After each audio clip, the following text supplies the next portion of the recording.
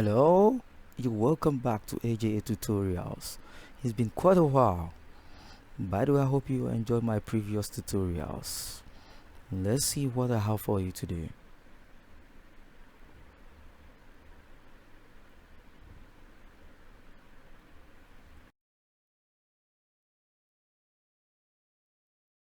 Okay guys, so you're going to click on the start button. Now when you click on the start button, the Windows interface changes sometimes. Mine is Windows 10 Pro.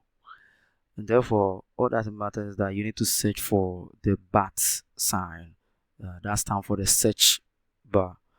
So in Windows 8, you can see it at the right top corner. That's the search bar. And I think Windows 7 to when you click on the start button, immediately on top of it, we can also see the search bar where we can type. So you type paint. Very good. Now, okay, then click on it. Yeah, very good.